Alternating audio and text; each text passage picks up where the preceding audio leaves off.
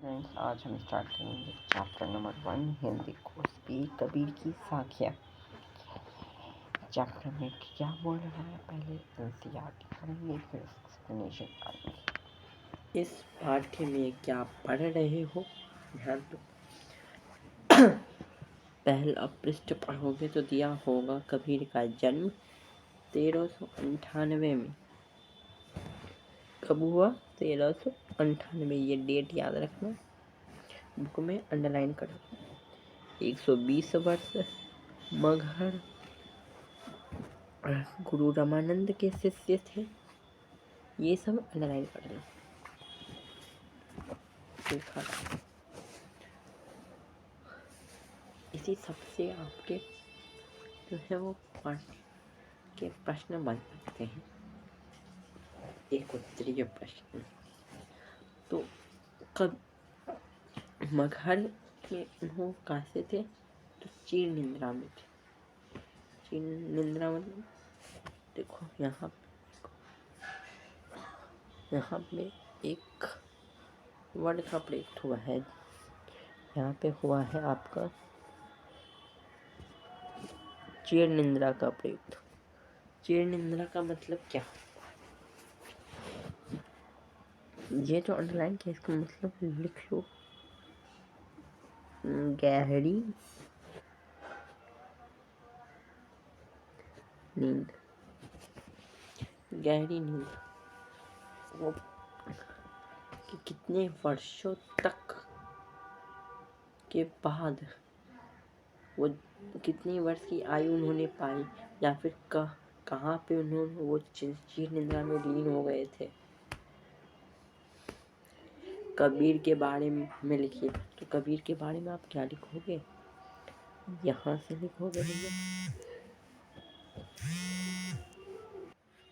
चलो भैया, ये मीनिंग तो समझ गए। अब यहाँ पे एक और चीज़ है कि हम लोग कबीर के बारे में आएगा पाठ एग्जाम में, परीक्षा में पूछता है तो हम क्या लिखें? ये जो जितना पॉइंट है ये आपका लिख देना है। ये आप मेंशन कर देना। पहला तो ये मेंशन करना एक पैरा में।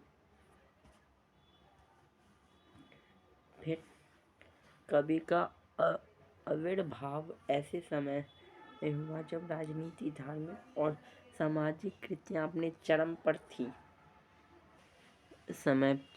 थी। कबीर क्रांतदर्शी कवि थे। क्रांतदर्शी मतलब क्या होता है? क्रांतदर्शी का मीनिंग आपको क्रांतदर्शी का मीनिंग भी जान लेना है। क्रांतदर्शी का मीनिंग जान लेना है। क्रांतदर्शी का मीनिंग, इसका मीनिंग होता है ईश्वर। तो हमारे जो ईश्वर हैं, ईश्वर उनके समान की तुलना एक पाठ्य पुस्तक में लिखी हुई है। एक और उन्होंने धर्म के ब्रह्मांडों पर, अब जैसे जैसे आप पाठ्य पुस्तक पढ़ोगे, ठीक है, सामाजिक कृतियों क्रांतदर्शी कवि थे। उनकी कविता में गहरी चेतना प्रकट होती थी। उनकी कविता सहज ही मर्म को छू लेती थी। मर्म शब्द का मीनिंग क्या होता है? मर्म मतलब क्या होता है? क्या बोल रहा है? मर्म को छू लेती थी। मर्म शब्द का मीनिंग, मर्म शब्द का मीनिंग हृदय। मर्म का मतलब हृदय को छू लेती थी। एक और धर्म के ब्रह्मांडों पर उन्होंने गहरी तीखी चोट की, तो दूसरी ओर परमात्मा के विरह मिलन के भावपूर्ण गीत दिए हैं। यहाँ पे उन्होंने क्या बोला? क्या है कि आत्मा परमात्मा के विरह मिलन के भाव, तो यहाँ से लेकर अगर उनके कविता के बारे में पूछता है तो आपको यहाँ तक लिखना है। उसके बाद आपको मैं बताता हूँ। यहाँ से इनकी कविता सहज लेकर तक पहुँचाइए, अपने शब्द और साखियों के माध्यम से जन जन तक पहुँचाया। यहाँ तक है।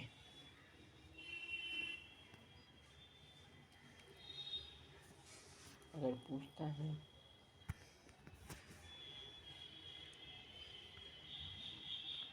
कबीर भाषा, कबीर की भाषा शैली के बारे में लिखिए। कबीर की भाषा शैली के बारे में पूछता है तो आप ये लिखोगे, ठीक है। इतना लिखोगे आपको अंक मिलेंगे। मैं बोल रहा हूँ आपको पूर्ण अंक मिलेंगे, पूर्ण मिलेंगे आपको, ठीक है। तो भैया ये तो हो गया। अब चलो हम लोग चलते हैं साखियों पे। साखी शब्द कैसे बना है? साखी शब्द साक्षी शब्द का ही तद्भव रूप है। साक्षी शब्द साक्षी शब्द साक्ष्य शब्द से बना है। साक्षी शब्द साक्ष्य शब्द से बना है, जिसका अर्थ होता है प्रत्यक्ष ज्ञान। ये प्रत्यक्ष ज्ञान, ये पैरा भी आपको मेंशन करना है, यहीं से आपको उठाना है। भाषा शैली, भाषा शैली बोला ना, भाषा शैली, भाषा शैली के बारे में पूछता है।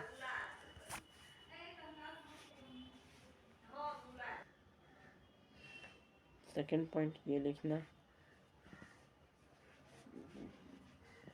और जो फर्स्ट पॉइंट आपका है वो आपको पता है फर्स्ट, और फर्स्ट पॉइंट यहाँ से लिखना, ठीक है। भाषा शैली के बारे में बोलेगा, भाषा शैली कैसे लिखना है आपको सब बता दिया है। तो पहला यहाँ से लिखना, जो पहला आपका पहला आपका जो लिखते हो, तो पहला है इधर से लेना। ये इम्पोर्टेंट, ये बहुत महत्वपूर्ण है अपने परीक्षा, ये पूछता है या फिर ये कुछ की परीक्षा में कि मीरा और कबीर की भाषा शैली के चित्रण का तुलना कीजिए। तुलना भी दे देगा दोनों की भाषा शैली, दोनों किस तरीके के कवि हैं। कबीर को क्रांतिदर्शी कवि क्यों कहा गया है? उनके भाषा को पंचमेल खिचड़ी, उनके भाषा को पंचमेल खिचड़ी कहा जाता था। क्यों कहा जाता? क्योंकि देखो भैया, उनको सदु खकड़ी भी कहा जाता है, और जैसे देखो तो अवधी, राजस्थानी, भोजपुरी, 1 2 3 4, 1 2 3 4 पंजाबी, पंचमेल कहा जाता है। ज्ञान प्राप्त करते थे, इससे वो जगह जगह घूमते थे, भ्रमण करते थे। तो जगह जगह अगर हम जाए तो हमें वहाँ के बारे में, वहाँ की परंपराओं के बारे में पता चलता। तो कबीर के साथ भी वो हुआ कि वो भ्रमण किए, जगह जगह गए, तो उन्हें प्रत्यक्ष ज्ञान प्राप्त हुआ। प्रत्यक्ष ज्ञान मतलब साक्ष्य प्राप्त हुआ, साक्ष्य प्राप्त हुआ। वही साक्ष्य क्या, साक्ष्य से क्या बना? साक्षी। साक्षी का किसका तद्भव रूप है? साक्षी का तद्भव किसका तद्भव रूप है? साक्षी तत्सम, तो साक्षी उसका तद्भव। तो पाठ्य का नाम क्या है? साक्षी। तो पाठ्य ये आपको समझ में आ गया होगा। पंचमेल खिचड़ी क्यों कहा गया? कि 5 भाषाओं का था, अवधी, राजस्थानी, भोजपुरी, पंजाबी।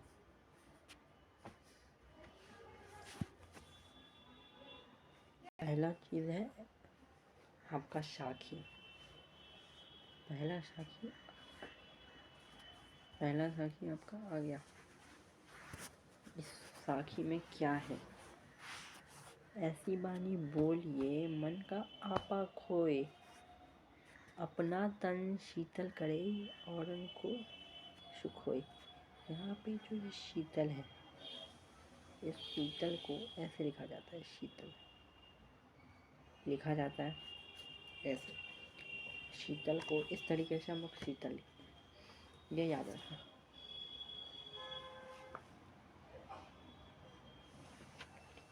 ठीक है, अब देखो ये यानी का भावार्थ समझो। कबीर जी कहना था, कबीर जी यह कहना चाहते कि मनुष्य को ऐसी वाणी का प्रयोग करना चाहिए। यानी हम मनुष्य हैं, यहाँ पे हमें मीठी वाणी बोलने के लिए बोल रहे हैं, अपना अहंकार समाप्त करने बोल रहे हैं। क्योंकि देखो हमारी वाणी जो होती है, बोली होती है भैया, हमारी पहचान। बहुत आपा शब्द, आपा शब्द का मतलब होता है अहम। जो बच्चे संस्कृत पढ़ रहे होते हैं, दोस्त उनसे पूछेगा, अहम का मतलब अहंकार होता है, अहंकार। तो मन का आपा खोए मतलब मन का जो अहंकार है उससे सब करना समाप्त हो जाए। हमें वाणी अगर हम अच्छे प्रयोग करेंगे तो मन में जो भी अहंकार है समाप्त हो जाएगा, जिससे मन का आपा अर्थात अहंकार समाप्त हो जाएगा।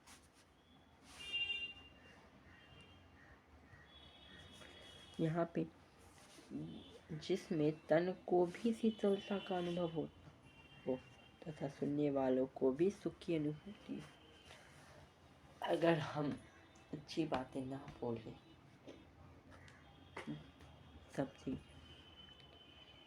सबको जाके बोले कि हाँ मैंने ये गलती, तो हम गलतियाँ करते हैं तो हमें सुधारना है। यहाँ पे हमें क्या है कि हमें अहंकार रहित मधुर वाणी का प्रयोग करने का सीख देते हैं।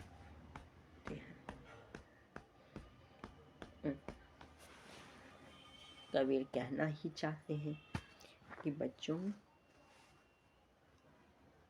कबीर नहीं कहते हैं, जो पाठ्य पुस्तक है वो क्या है, आपको सीख मिलती है, बस लेना है। जैसे यहाँ पे है शीतलता का अनुभव, यहाँ पे शीतलता देखो, यहाँ पे शीतल देखो, तो शीतल ऐसे लिखते हैं, हमेशा याद रखना, शीतल ऐसे लिखना है। पर जब आपको पंक्ति लिखने के लिए दिया जाए, पंक्ति आप कहीं पर लिखते हो पाठ, तो ऐसे लिखना शीतल, ये शीतल ऐसे लिख। तो कबीर जी यह कहना चाहते कि मनुष्य को करना चाहिए कि मन का अपार था अहंकार समाप्त हो जाए, जिससे तन को भी शीतल, हमारा तन होता है, हमारा मन होता है, शीतलता भरी होगी तो कुछ भी कर सकते हैं। और जो हमें सुन रहे हैं, हम अकेले इस दुनिया में नहीं हैं। क्या बोल रहे हैं कबीर जी कि जीवन में आत्मिक शांति तथा सुख प्राप्त है तथा सुनने वालों पर भी विशेष रूप प्रभाव पड़ता है। तो अब कबीर जी ने बोला, कबीर जी हमें समझाना क्या चाहते, तो कबीर जी हमें समझाना, वाणी की मधुरता में जीवन में आत्मिक शांति, में शांति प्राप्त होती है। कैसी शांति, तो आत्मिक शांति प्राप्त होती है। आपको पूछा जाए कि से स्पष्ट कीजिए, से स्पष्ट कीजिए, या फिर आपको विशेषता पूछ देगा, तो क्या लिखोगे, ये लिखोगे भैया क्या विशेषता है पहले साखी का, कि वो हमें अहंकार रहित माधुर्य का प्रयोग कर मधुर वाणी का प्रयोग करने का सीख देता है, यही उसकी विशेषता है। चलो भैया, कबीर की हमें बोली मीठी बोलनी चाहिए, अपने साथ दूसरों को भी सुख। ये छोटा में बता दिया। चलो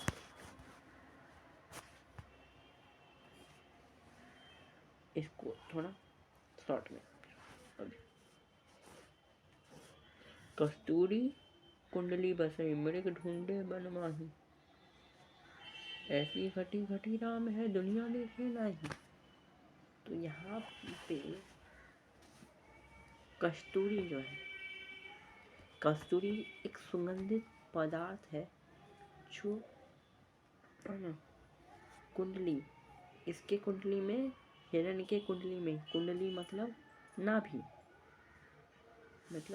नाभि मतलब यहाँ पे गला, आपका गला जो है नाभि, उसकी नाभि में वो जो है रहता है, फिर भी वो उसको ढूंढने के लिए जंगल में भटकता रहता है। उसी प्रकार मन में बसने वाले ईश्वर को पाने के लिए लोग दुनिया में भटकते रहते हैं। एक यहाँ पे कबीर आपको जो बताया गया है, क्या बताया जा रहा है, कबीर क्या कहना क्या चाहते हैं, इसको और विस्तार में पढ़ते हैं। आपका क्या है, कस्तूरी कुंडली बसई मृग ढूंढे बनमान, ऐसी घटी घटी राम है दुनिया देखे नहीं। ठीक है, जो बोल रहे हैं कवि उसको एक्सप्लेन करना। भावार्थ देखो, तो भावार्थ जो आप लिखोगे, जो इसका अर्थ लिखोगे, इसकी भाव लिखोगे, तो क्या लिखोगे कि कबीरदास जी कहते हैं मनुष्य के घट शरीर में ही परमात्मा का वास है, घट घट में राम है, कण कण में राम है, कण कण में ईश्वर है, ईश्वर विद्यमान है कण कण में, फिर भी हम उनको ढूंढ रहे हैं। कबीरदास जी कहते हैं कि मनुष्य के घट शरीर में ही परमात्मा का वास है, अर्थात शक्ति का स्रोत हमारे भीतर ही है, और इसका हमें ज्ञान नहीं है। इसका ज्ञान नहीं है मतलब क्या, हम अज्ञानी हैं।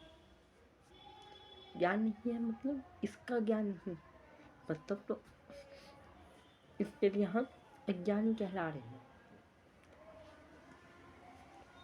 जो पाठ्य में जो पढ़े उसको अपनी चारों तरफ से जोड़ो।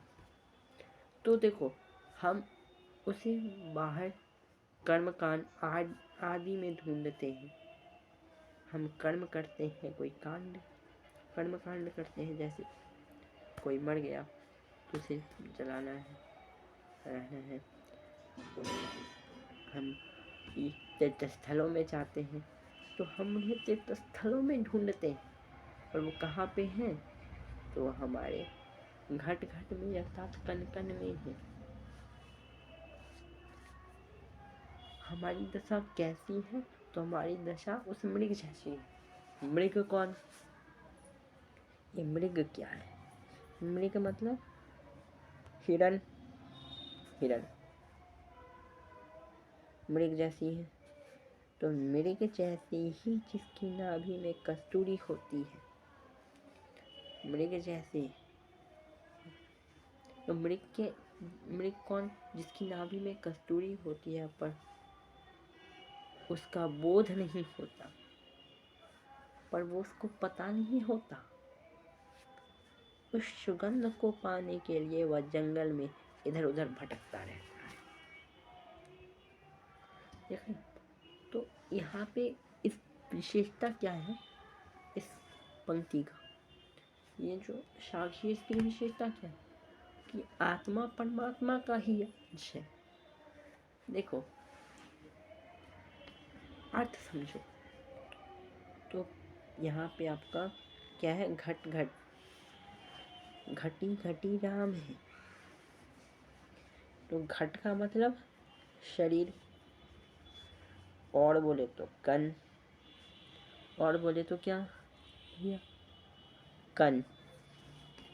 अर्थात जहाँ पे आप यहाँ पे प्रयोग कर सकते हो, कन कन में राम है।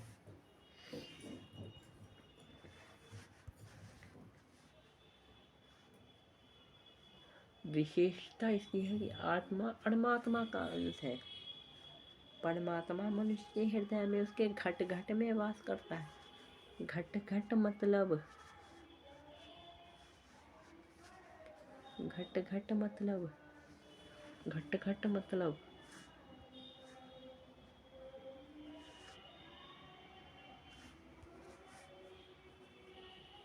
इसका मतलब लिखोगे कन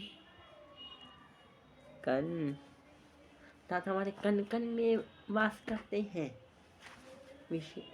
इसका अर्थ या फिर से हमें शिक्षा कि हमें अपने हृदय में देखना चाहिए, अपने हृदय में ढूंढना चाहिए। अपने अंदर ढूंढने की यत्न ही नहीं करते हम। यत्न मतलब कोशिश ही नहीं करते हम। कोशिश करोगे तो हमें मिलेंगे। हम राम हमारे अंदर है। राम यहाँ पे ईश्वर के लिए प्रयोग किया गया। राम मतलब राम जी नहीं, राम मतलब ईश्वर की बात है कि राम मेरे अंदर है। हम अगर अपने कण कण में, अपने मन में खोजे तो हमें ईश्वर मिलेंगे। ईश्वर हर जगह व्याप्त है। इसलिए देखो,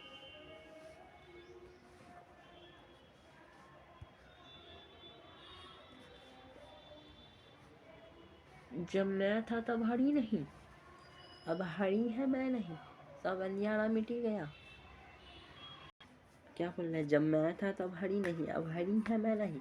भावार्थ क्या है, भावार्थ यही है कि कबीर जी हमें बता रहे हैं, कबीर जी के अनुसार जब तक मैं अर्थात अहंकार का भाव मन में था तब वहाँ ईश्वर का वास नहीं था। देखो तो यहाँ इस पंक्ति में हमने क्या पढ़ा, इस पंक्ति में हमने पढ़ा कि ईश्वर कण कण में है, हमारे कण कण में, हमारे शरीर में ही व्याप्त है। इधर हमने क्या पढ़ा कि अहंकार का भाव मन में था तब ईश्वर ने, अर्थात ईश्वर हम लोग खोजने के लिए जाते हैं तीर्थ स्थलों में। तो अगर हम तीर्थ स्थल ना जाएं और अपने अहंकार को मिटा लें तो क्या हमारे अंदर ही ईश्वर है। और फिर क्या, अब हरी मैं नहीं, सब अंधियारा मिटी गया जब दीपक देखा माही। अर्थात अहंकार का भाव मन में था, केवल मन में अज्ञान रूपी अहंकार ही समाया हुआ था। अब नहीं ना है कबीर जी के अंदर। क्यों नहीं है, क्योंकि उन्होंने ज्ञान रूपी दीपक जलाया। यहाँ पे उन्होंने दीपक नहीं जलाया, ज्ञान प्राप्त हो गया उनको। मतलब उन्होंने अपने मन से अहंकार को मिटा लिया। अब अज्ञान रूपी अंधकार नष्ट हो गया, अर्थात अहंकार के नष्ट होते ही कवि को ईश्वर प्राप्त हो गए। अहंकार और ईश्वर साथ साथ नहीं रह सकते। ईश्वर प्राप्ति के लिए अहंकार नष्ट होना आवश्यक है। इसकी विशेषता देखो तो विशेष अहंकार रहित निर्मल मन द्वारा ही ईश्वर की प्राप्ति या ईश्वर है। ईश्वर ने हमें बोला बच्चे मन में से अहंकार मिटा। कबीर जी ने बोला कि अपने मन से अहंकार मिटा दो। ईश्वर तभी आएंगे जब अहंकार मिटाओ। तो एक अंक का 1 नंबर का क्वेश्चन अगर आ जाए कि हमें ईश्वर कब प्राप्त होंगे, और तो आप क्या लिखोगे, अहंकार के मिट जाने पर मन के अज्ञान रूप या स्वरूप अंधकार का नष्ट हो जाएगा। जब ये वाली पंक्ति आपका उत्तर होगा, ये आपका उत्तर होगा, ये याद रखें। ठीक है, समझ गए। तो देखो यही है आपके पूरे पाठ में। जैसे देख लो यहाँ पे दे दे, सुखिया सब संसार है दुखिया, दस कबीर है जागे अब रो भाई, क्या ये दे दिया रो भाई शो भाई। नहीं समझ में आता ना, आ जाए। शोभई शब्द का मीनिंग जानो आप, शोभई शब्द का मीनिंग जानो, अर्थ जानो। शोभई का मतलब और रोबई का जान लो। तो सुखिया मतलब क्या, जो सुखी है। खाए मतलब जो खाता है, खाने वाला, खाए, खाओ ना, रो। आज बहुत सारे व्यंजन बने, तुम खाए कि नहीं खाए, बोलते हैं ना, तो वही वाला खाए। दुखिया का मतलब दुखी इंसान। यहाँ पे अरु शब्द का प्रयोग किया गया। अरु शब्द का, अरु का मतलब और और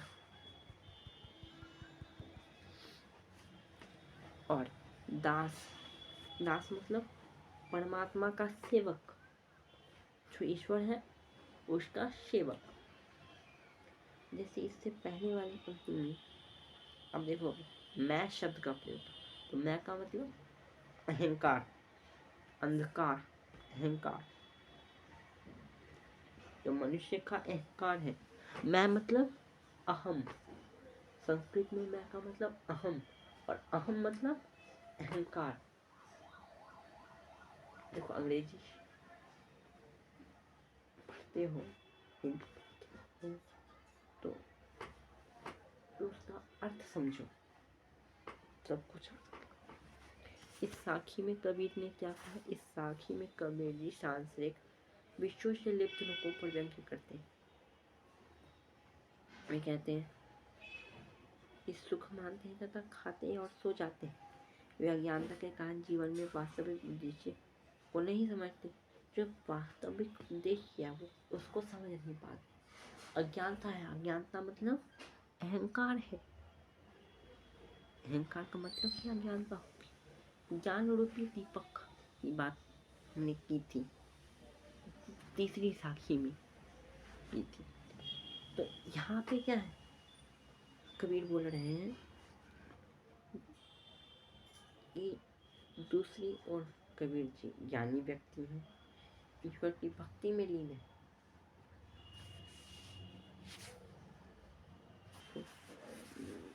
और वो कहते हैं कि कब उनके अंदर ज्ञान आ गया, मतलब अहंकार तो नष्ट हो गया, अहंकार तो हम किसी नष्ट हो गया, नष्ट हो गया, अर्थात भक्ति में वो लीन हो चुके।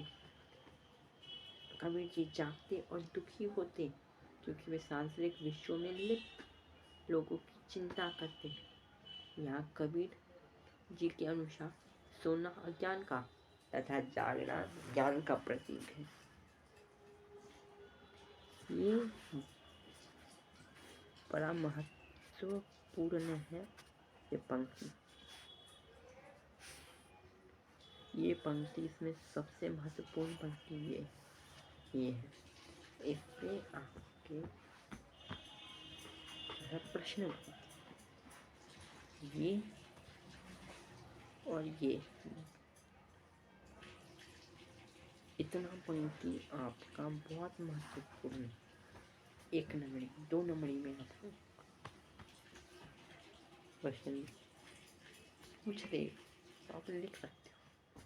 अब विशेषता देखो, विशेषता क्या है, मनुष्य की भौतिक सुखों को त्याग कर ईश्वर प्राप्ति की ओर अग्रसर होना चाहिए। हमें भौतिक सुखों को त्याग कर ईश्वर की भक्ति में लीन हो चाहिए। हम सो जाएंगे तो हमारा अज्ञानता होगी ना, जाग कर हम क्या करते हैं, ना कुछ कार्य करते हैं। पढ़ा होगा आज कर कल करे तो आज कर, आज करे तो अब, पढ़ में पढ़ कोई बहुरी करेगा कब। वही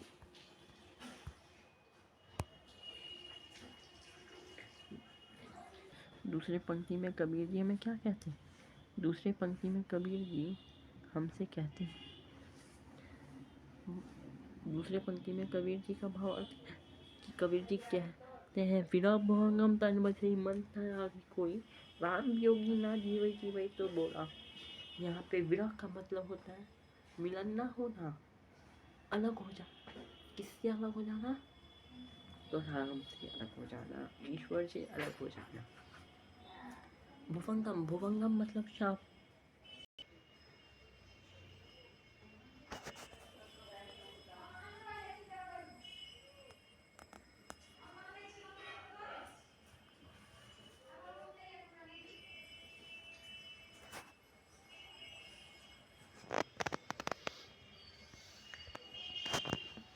अब देखो हम लोग भैया कैसे हैं कुछ मतलब व्यक्ति में कुछ है ही। भुवंगम शाप, विरह अलग होना, तन मतलब हमारा तन, तन तन शरीर, बचई बसता है, मंत्र उपाय, मंत्र यानी उपाय, युक्ति तरीका, लागई लगना, योगी प्रेम से व्याकुत रहने वाला, प्रेम से। अब देखो यहाँ पे क्या है, वियोग। अब प्रेम से कोई व्याकुल है तो यहाँ पे व्याकुल शब्द ये वियोगी इसमें। अब देखो ये तो पूरा पंक्ति ही आपका है, आवश्यक है। ये पूरा पंक्ति जितना है पूरा पूरा है आवश्यक है। तो कबीर दास जी कहते हैं कि जिन व्यक्तियों के शरीर में परमात्मा राम का विरह रूपी शाप बस जाता है, उनसे बचने की कोई आशा कोई उपाय शेष नहीं रहती। तो जैसे यहाँ पे कबीर कहते हैं जिस प्रकार यह किसी व्यक्ति को सर्प काट लेता है तो उस पर किसी मंत्र का उपचार नहीं होता, प्रभाव पड़ता ही नहीं। अब कोई राम से वियोग मतलब राम से अलग हो चुका है तो राम के वियोग के बिना जीवित नहीं रह पाता, और कारण से या जीवित रह जाता तो परमात्मा को पाने के लिए वो पागलों की तरह भटकता, परमात्मा को पाने के लिए भटकता रहता। विशेषता देखो, राम के प्रेम में प्रेम करने वाले, राम से जो प्रेम वियोग की पीड़ा विषय के प्रेम से करने वालों के लिए वियोग की पीड़ा विषय की घातक होती है, वे ईश्वर से बिछुड़कर जी नहीं पाते। अब ये पंक्ति हम लोग करेंगे। इस पंक्ति का अर्थ मैं वैसे ही समझ। निंदक का मतलब क्या करता है, निंदक में निंद शब्द, निंद से निंदा, निंदक जो हमारी निंदा करे। ओके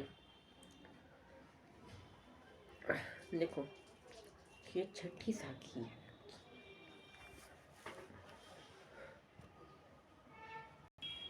निंदक नहीं रखिए मतलब निंदक को अपने पास रखिए, आंगनी कुटी बसाए। यहाँ पे आंगनी का मतलब क्या है, आंगन, कुटी मतलब कुटिया, बधाई मतलब बनाकर, आंगन की जो कुटिया है बधाई मतलब बांध कर। कबीर कहते अपनी निंदा की उपेक्षा नहीं करनी चाहिए, उपेक्षा ना करो उसकी, अपितु अपनी निंदा को अपने निकट अर्थात अपने पास अपने पास रखो। हो सके तो अपने आंगन में ही उसके लिए कुटिया बनवा देनी चाहिए, क्योंकि इससे हमारा ही लाभ होता है। अगर हम उन्हें कुटिया बना कर दे तो वो हमारे पास रहेंगे, वो हमारी निंदा करेंगे। जब वह हमें हमारे दोस्तों के बारे में बताएं तो हम उन्हें सुधार सकेंगे ना। इस प्रकार निंदक बिना साबुन पानी के ही हम निर्मल बना देता है। ना वो साबुन प्रयुक्त करेगा, ना वो पानी का प्रयुक्त करेगा, निर्मल सब पवित्र बना देगा। इसकी विशेषता क्या है? हमें निंदक द्वारा बताए गए दोषों को सुनकर विचलित नहीं होना है, घबराना नहीं है, अपितु उन्हें दूर करने का प्रयास करना चाहिए। उसको दूर करो। पोथी पढ़ी पढ़ी जगमुआ पंडित बयाना कोई, एक आसिर पीप का पढ़े सुपंडित होई। पोथी का मतलब ग्रंथ, पोथी का मतलब ग्रंथ, पोथी पढ़ी देखो। एक आसिर पीव का, पीव मतलब प्रियता, परमात्मा। देखो भैया यहाँ पे पीव शब्द है, पीव अर्थात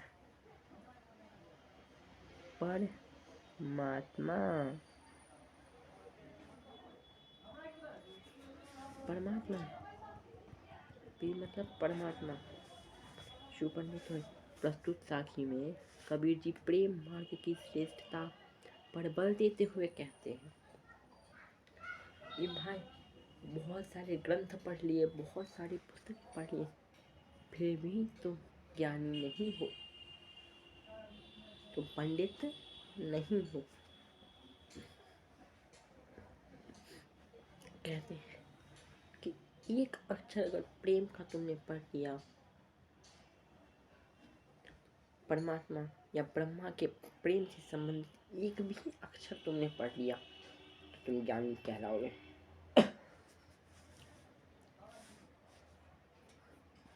आप पूछते कि अलौकिक आनंद हमें कब प्राप्त होती है? तो पंडित या विद्वान बन, कोई सच्चे अर्थों में पंडित है अर्थात शास्त्र पढ़ने वालों ने ईश्वर प्रेम का अलौकिक आनंद कब प्राप्त किया? जब उन्होंने एक अक्षर प्रेम का बोल दिया। यहाँ पे पूछा कि शास्त्र ज्ञान की अपेक्षा ईश्वर प्रेम की अनुभूति अधिक महत्व। हमें ईश्वर से प्रेम करना चाहिए। सब कुछ ईश्वर है, ईश्वर ये हमारे लिए सब कुछ है। अब हमें आएगा, हम घर जा लिया अपना या मुराया हाथी, अब घर चालो ताश काले चले हमारे साथ। कबीर जी कहते हैं कि उन्होंने ज्ञान रूपी मसाल अपने हाथ में ले लिया है, उन्होंने अपना घर जला लिया, अर्थात अपने मन से मोह माया आदि सांसारिक बंधनों को नष्ट कर दिया। ये सब बाधा थी ईश्वर प्राप्ति के लिए।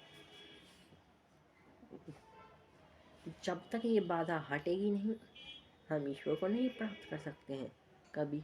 तो बाधा यहाँ पे क्या क्या बताई जा रही है? मोह माया और जितने सांसारिक बंधन है वो सब मोह सब है बाधा ईश्वर प्राप्ति में। तो आपको क्वेश्चन या प्रश्न पूछता है कि ईश्वर प्राप्ति में कौन कौन सी चीज़ें बाधा डालती है? कबीर ने उन बाधाओं को नष्ट करने के लिए क्या किया? तो आप क्या उत्तर लिखोगे? इस पंक्ति से इस पंक्ति तक का आंसर आपको लिखना है। घर जा कवि कहते हैं कि वे उन सब लोगों का घर जलाएंगे अर्थात मोह माया आदि अवगुणों को समाप्त करेंगे, उनकी सहायता करेंगे, मदद करेंगे भैया, अर्थात ज्ञान प्राप्ति के लिए उनके साथ चलना चाहते हैं। अब जो ईश्वर को प्राप्त करना चाहता है, जो ज्ञान चाहता है, वो उनके साथ चलेंगे, उनके घर को जलाएंगे। घर को जलाएंगे मतलब मोह माया आदि से उनको। यहाँ पे आपना का मतलब क्या? अब शब्द रूप इसका आपना मतलब अपने, मुरारा मतलब जलती हुई लकड़ी, जलाओ जलाओ जलाओ, ताश का उसका, ताश का यानी उसका, साथी साथी, हम मैंने, जलाया जलाया जलाया। बस इसकी विशेषता क्या है कि आंतरिक विचार को दूर करने के लिए ज्ञान रूपी मशाल की आवश्यकता।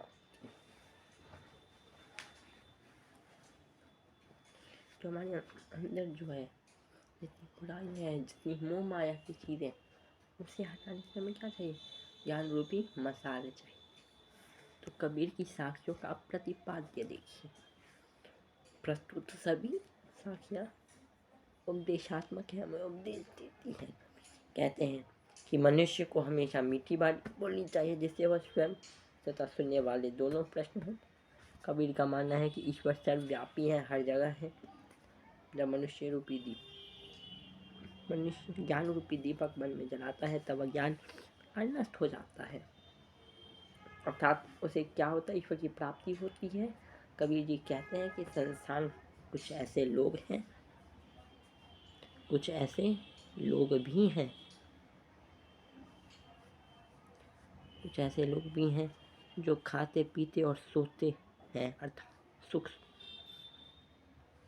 सुविधाओं से भरा जीवन जीते हैं। ईश्वरी ज्ञान से कोई सरोकार नहीं, और वे भी जो प्रभु के वियोग में तड़पते रहते हैं।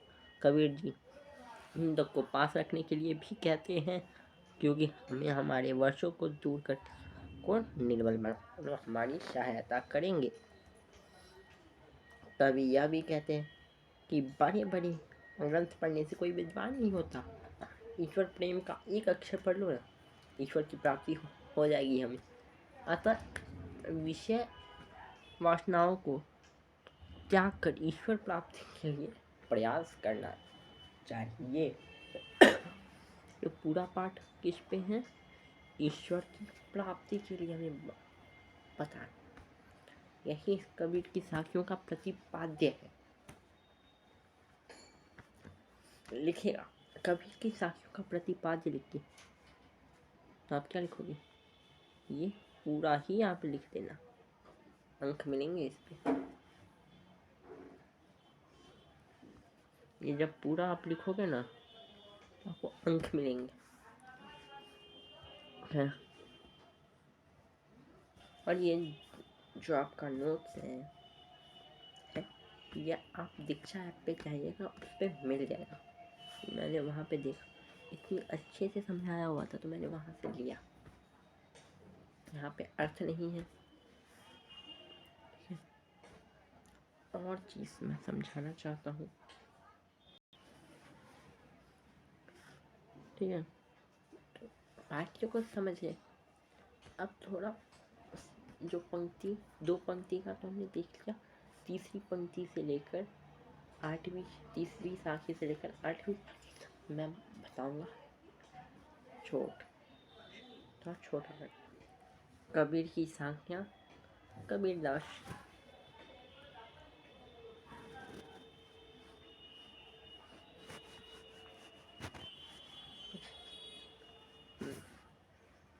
जब मैं था तब हारी नहीं, सब अंधियारा मिटी गया, जब दीपक देखा माही। ईश्वर के बिना अहंकार होता है, लेकिन ज्ञान का दीपक जलते ही ईश्वर की प्राप्ति है। ईश्वर नहीं है तब तक हमारे मन में अहंकार है। ईश्वर के बिना अहंकार होता है, ईश्वर नहीं है, अहंकार है, तो ज्ञान का दीपक जैसे ही चलेगा हमें अज्ञानता समाप्त हो जाए। तो जैसा संसार है खय और सूबे, दुखिया दास कबीर है जागे लोग। कबीरदास के अनुसार लोग मोह माया में फंसे रहते हैं, लेकिन कबीर ईश्वर को पाने के लिए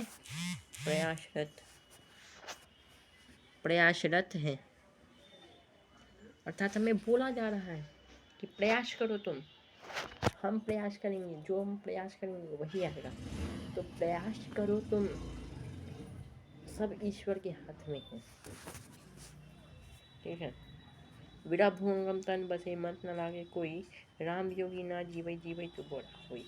देखो ये अगर तुमको नहीं समझ में आया तो मैं एक बार और बताऊँ। कबीरदास के अनुसार संसार के लोग मोह माया में जब तक तुम फंसे रहोगे ईश्वर की प्राप्ति नहीं होगी। अगर तुम मोह माया में फंसे हो, देखो आजकल मोह माया में लोग क्या नहीं कर बैठते, हर वो गलत चीज़ें कर बैठते हैं, तो नहीं करना चाहिए। तो मोह माया से दूर रहो।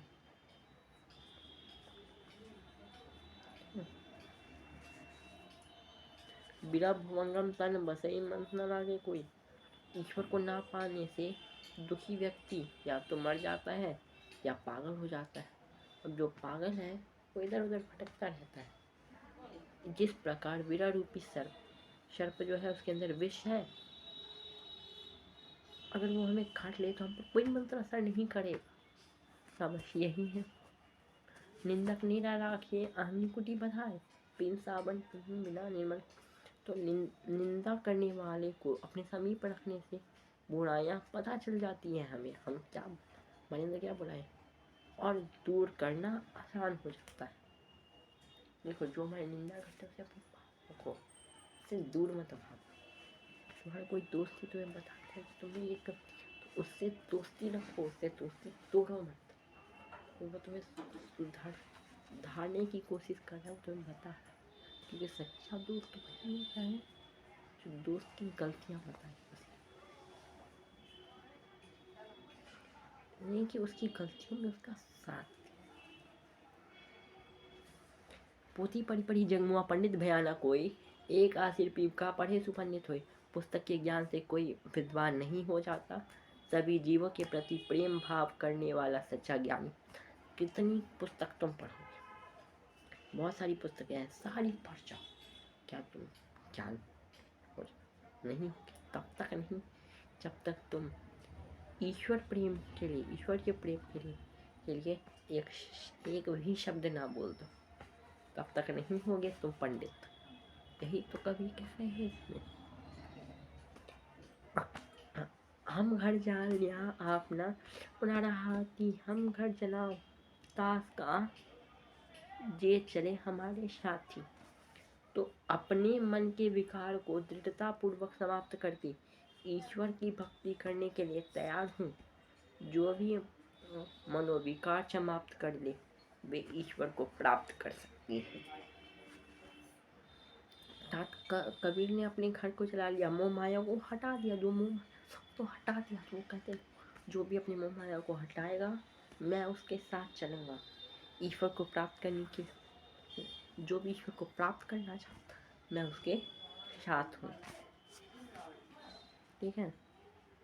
एक बार पाठ्य पुस्तक में जो ये दिया हुआ है इस पंक्ति को जरूर पढ़िएगा, इससे भी प्रश्न बन के आते हैं। और पाठ प्रवेश, इससे भी प्रश्न बन के आ सकते हैं, जरूर पढ़िएगा।